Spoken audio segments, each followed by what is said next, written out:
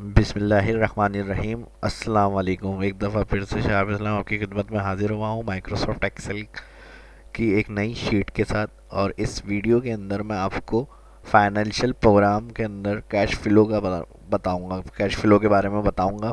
और इसके अंदर जो है क्या कहते हैं calculation, cash flow, financial program के अंदर कौन सा फार्मूला लगाएंगे वो, और कैश फ्लो के अंदर जो हमारा ईयरली बेसिस के ऊपर अमाउंट जा रहा है, मतलब स्टार्ट ईयर में जो हमने अमाउंट ऐड किया हुआ दिया है या इन्वेस्ट किया हुआ है, इसके हिसाब से जो ईयरली हमारे पास रिटर्न हुआ हुआ है उसका कितने परसेंट कितने साल में रिटर्न हुआ है वो इस वीडियो के अंदर मैं आपको बताऊंगा।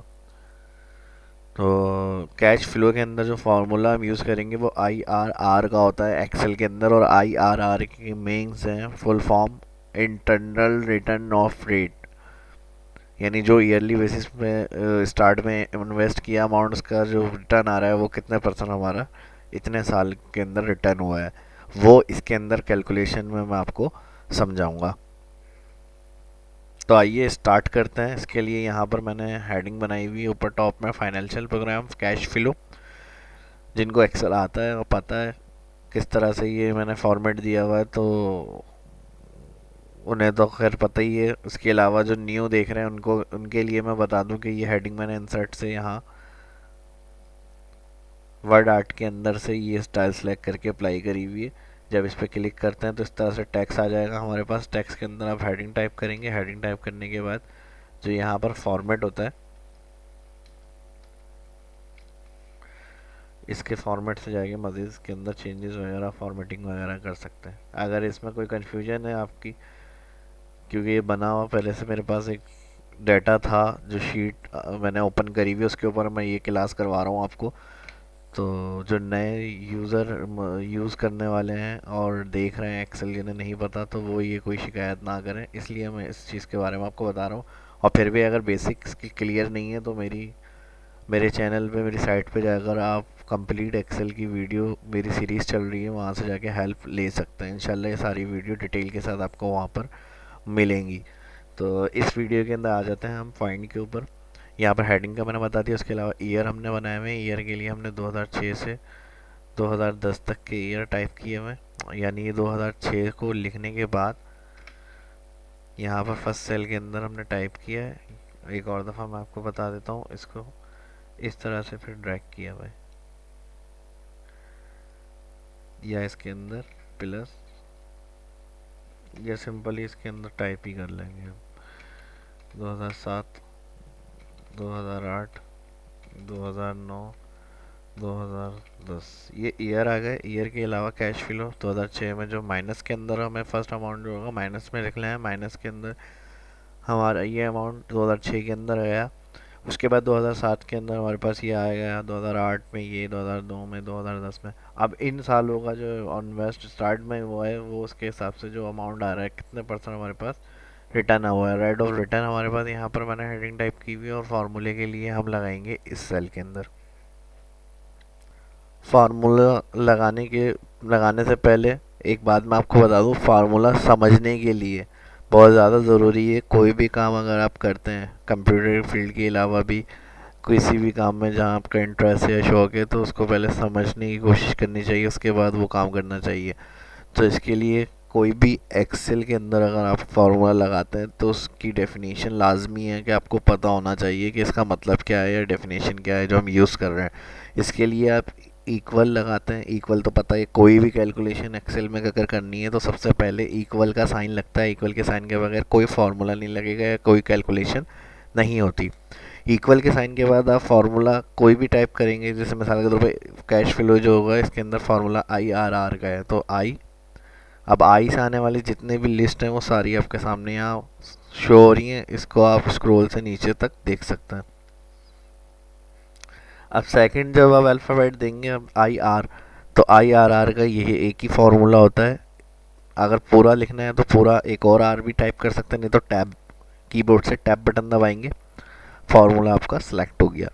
अब मैं बताना क्या चाह रहा था कि कोई भी फार्मूला आप यूज़ करते हैं एक्सेल के अंदर तो सबसे पहले आपको उसके अंदर उसकी डेफिनेशन के बारे में पता होना चाहिए। तो आप यहाँ से ब्रैकेट हटाएंगे। ब्रैकेट कोई भी फार्मूला एक्सेल के अंदर आप टाइप कर रहे हैं, जब तक आपने ब्रैकेट ओपन नहीं किया है उसकी डेफिनेशन लिखी हुई आ जाती है। अब जैसे हमने अब तो उसके आप मीनिंग समझ सकते हैं पढ़ने के बाद कि इसका क्या मीनिंग है, किस तरह से ये काम करता है। तो हमने एक बार IRR ब्रैकेट ओपन नहीं किया तो यहाँ देखें नीचे लिखा हुआ आ रहा है return return the internal rate of return for a series of cash flows. ये इसलिए मैं आपको बता रहा हूँ कि और भी कोई फार्मूले होते हैं वो वर्किंग कर लेते हैं, सम कैलकुलेशन भी हो जाती है, लेकिन उसकी डेफिनेशन के बारे में नहीं पता होता। तो कोई भी एक्सेल के अंदर न्यू फार्मूला अगर आपके लिए है तो आप वहाँ पर इस तरह से उसकी डेफिनेशन को पढ़ के समझ सकते हो। कोई भी काम हो आप इस तरह से पहले उसकी जानकारी करें, फिर उसके बाद उस काम के अंदर इन्वॉल्व हो। तो इसके लिए अब फार्मूला अप्लाई करते हैं। इसके लिए हम ब्रैकेट ओपन करेंगे। अब शिफ्ट के साथ 9 बटन जो होता है ये आप प्रेस करेंगे, ऊपर सिंबल ब्रैकेट ओपन हो जाएगा। अब करना क्या है, माउस से आप जो माइनस वाली फर्स्ट वैल्यू होती है सेल पे क्लिक करते हुए लेफ्ट लेफ्ट क्लिक करते हुए राइट की तरफ माउस घुमाएं, पूरी यानी जो वैल्यू आ रही है वो सिलेक्ट कर लें। अब B6 से कॉलन F6, इसका मतलब B6 से रेंज बनी हुई है पूरी F6 तक के कॉलम की। ये जो कॉलन का मतलब होता है बीच में, इसका मतलब होता है पूरी रेंज सिलेक्ट की हुई है आपने। ब्रैकेट बंद होगा। यहाँ ब्रैकेट क्लोज करने के लिए शिफ्ट के साथ 0 का बटन दबाएंगे ऊपर न्यूमेरिक कीज के अंदर जो 9 के बाद 0 होता है, शिफ्ट के साथ आप 0 प्रेस करेंगे तो ब्रैकेट क्लोज हो जाएगा। एक और बात मैं यहाँ पे बताता चलूँ, ब्रैकेट अगर आप कोई भी फार्मूला लगा रहे हैं 1 टाइम अगर ब्रैकेट ओपन किया है उसके अंदर तो क्लोज करने की नीड नहीं होती। आप डायरेक्ट इंटर करके भी आंसर देख सकते हैं, चेक कर सकते हैं। फिलहाल हमने यहाँ पे ब्रैकेट क्लोज किया शिफ्ट के साथ 0 प्रेस करके और इंटर का बटन प्रेस करेंगे। जैसे ही इंटर का बटन प्रेस करेंगे देखें यहाँ पर हमारे पास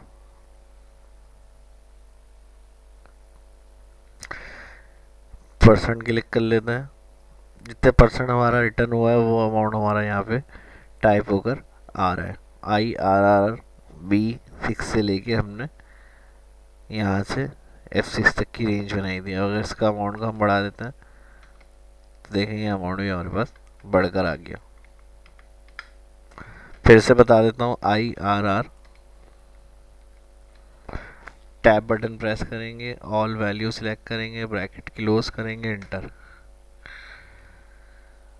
तो इस तरह से ये आप डेटा को सॉल्व कर सकते हैं। ये इसका जो एक्यूरेट आंसर होगा 15% होगा। यहाँ पर मेरी ये परसेंटेज की कैलकुलेशन हुई हुई है इसलिए आंसर थोड़ा सा पॉइंट के अंदर वो ज़्यादा दिखा रहा है, कम दिखा रहा है पॉइंट्स के हवाले से। तो यहाँ पे जो एक्यूरेट आंसर होगा वो 15% ही आएगा। उसको चेंज करेंगे हम, यहाँ से देखें 5% राउंड फिगर के अंदर आ गया। इसके लिए आप क्या करेंगे,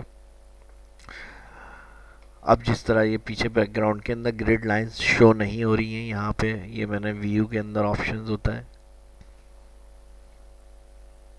ग्रिड लाइंस के ऊपर चेक हटा हुआ है, यहाँ क्लिक होगा तो यहाँ से लाइंस जो होती हैं एक्सेल की वर्कबुक की वो शो हो जाती हैं। अक्सर स्टूडेंट्स वगैरह ये सवाल पूछते हैं कि ग्रिड लाइंस शो कैसे हो रही है मर्ज किए हुए, तो वो उसका ऑप्शन व्यू के अंदर होता है ग्रिड लाइंस। चेक लगाएंगे तो शो होंगी, अनचेक करेंगे तो हाइड हो जाती है। ये सब चीज़ें फॉर्मेटिंग में आती हैं। जब आप काम कर लेते हैं, शीट बना लेते हो, कोई कंप्लीट हो जाती है तो उसके लिए फिर आप लाजमी है कि फॉर्मेटिंग करें। और फॉर्मेटिंग अपने माइंड से, जिसकी जितनी अच्छी मतलब कलर होगी, थीम्स होंगी, बॉर्डर वगैरह के, टेक्स्ट वगैरह के, हेडिंग्स टाइटल वगैरह होंगे, उतनी ही फॉर्मेटिंग अच्छी होती है। तो ये खुद से सोच कर समझ के आपको अपने पास से करनी होती है। ऑप्शंस आपको पता होने चाहिए। अब जैसे मैंने ग्रेड लाइंस के बारे में बता दिया, ऑन ऑफ कर सकते हैं। इसके अलावा यहाँ पे ये मैंने हेडिंग के इंसर्ट आर्ट के बारे में बताया, इंसर्ट से वर्ड आर्ट से कर सकते हैं। इसके अलावा और वीडियो के अंदर भी मैंने पहले आपको बता दिया, मर्ज एंड सेंटर वगैरह से भी आप हेडिंग वगैरह को टाइप कर सकते हैं। इस तरह से ये जो बॉर्डर सेपरेटली आ रहे हैं, ये इसमें कॉलम्स वगैरह में चेंजेस करनी है तो मज़ीद बॉर्डर में आके top border, left border, right border, इस तरह से ऑल करेंगे, सब तरफ से बॉर्डर अप्लाई कर सकते हैं। ये सारी फॉर्मेटिंग है।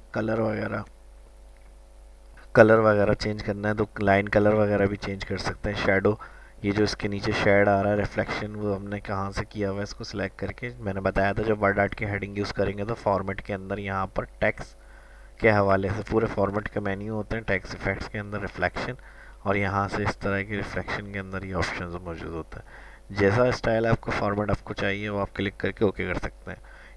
उम्मीद है वीडियो आपको अच्छी लगी होगी और नए ऑप्शन आपको सीखने को मिले होंगे।